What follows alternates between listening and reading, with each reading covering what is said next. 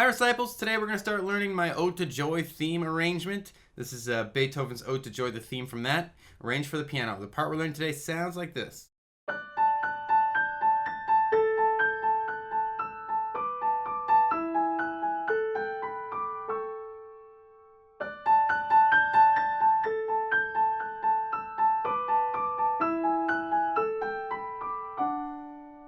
Alright, so it's basically the first 8 measures, and the first thing I want to point out to you is the theme that you'll recognize, and you start on an F sharp here. So here's middle C, by the way. You're going to be you're a couple octaves higher than that, so you're actually going to be pretty high up on the keyboard to start out with. The song sort of progresses down octaves, so you start up pretty high. Not all the way up here, but pretty high. So if you think about having your 3 finger on an F sharp, and you just see these 5 notes, so you've got a D, an E, an F sharp, a G, and an A, and you see that my hand is playing 1 note per finger. That's a good way to think about, just to get you set up for this melody. So you can play the whole melody like this with an F sharp first.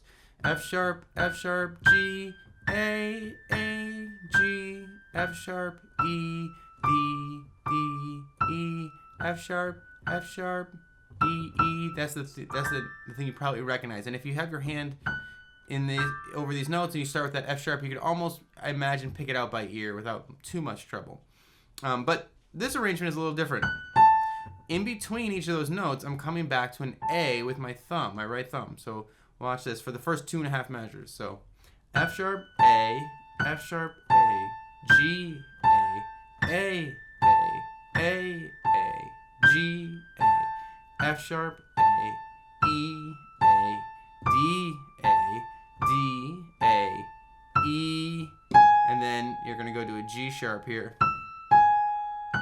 And then up to that F sharp, and then back to that D, and then up to that F sharp again, and then we have the special little ending, okay? So what I think you should do is learn, we're going to focus just on the right hand first, and just do what I do at the same time, okay? So we're going to play an F sharp, and you could probably want to play that with your 3 finger. F sharp, and then to the A. If that's too much of a stretch, then just change the fingering, or you can even play it like this. No, don't play like that. Change the fingering, or wait until your hand goes, or stretch it out, or play with 2 hands. Okay? So you get this F sharp, and then the A with your thumb. So here we go. Ready?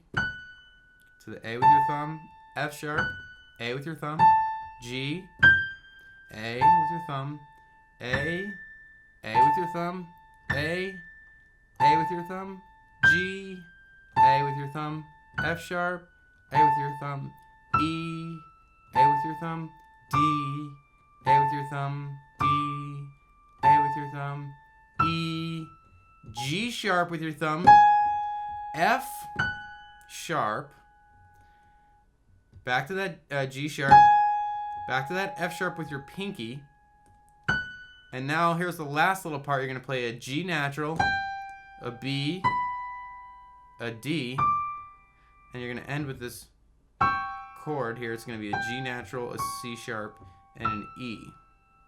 Alright, so let me slowly show you the right hand. I'm not going to say anything, I'll just let you watch, okay?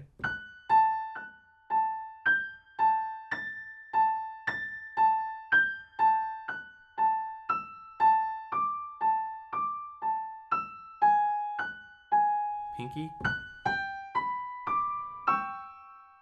Okay, so when you play this with your pinky, you do this little roll up, G, B, D. You want to play that with your 1, 2, and 3 fingers so that this chord is easy to get to. When you play that D with your 3 finger, you lift up your 2 finger, and everything settles right on top of this chord.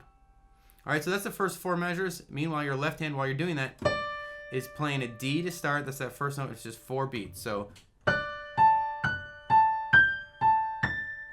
then the second time you hit this top A, you're going to move down to an A with your left hand.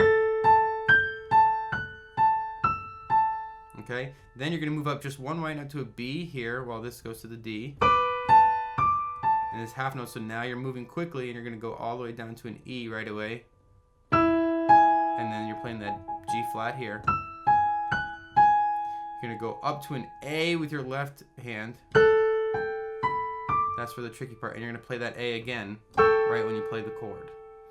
So you might think about separating the two hands to make it a little bit easier. I know this is kind of a lot, but you can slow it down and separate the hands. So left hand is playing B, 2, 3, 4, A, 2, 3, 4, B, 2, E, 4, A, 2, A, 4. Okay, and so if you're an ears person like I am, I'm just going to play it for you without counting or saying anything. Okay, here we go.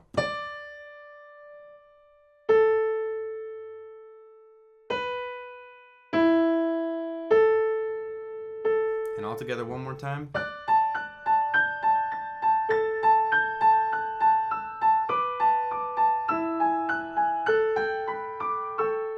All right, now the second part we're learning today is very similar. Same octave and everything for the most part. And the first part is very similar. All of this is the same.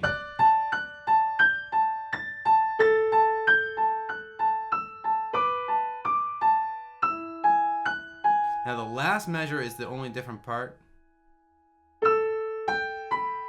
So instead of staying on that F sharp, you're going to come down to an E, G, B, D. So you're playing that E, and then you're kind of playing like a G6 chord. So E, G natural, B, D, and then you're going to slide your left hand down to a D, while your right hand plays an F sharp and a D.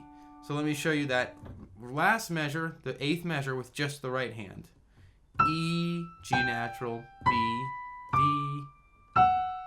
Oops, sorry. Yeah, and you stay on that D. The D and the F sharp. So you can play it, if your hand's large enough, you can play it with your thumb and your 3 finger on the D. Okay? And your left hand is just playing A to the D. So you might just practice that last measure. Just loop it.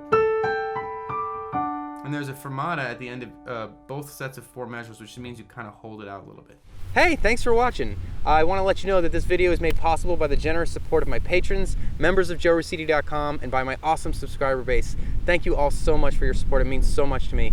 If you want to take your support to the next level, if you think that my goal of bringing high quality music education to the entire world is a meaningful goal and one that we can accomplish together, I hope you'll consider taking one of those 3 basic actions to support me. They're small things to do, but they make a huge difference. I'm one person creating many, many videos for the whole world.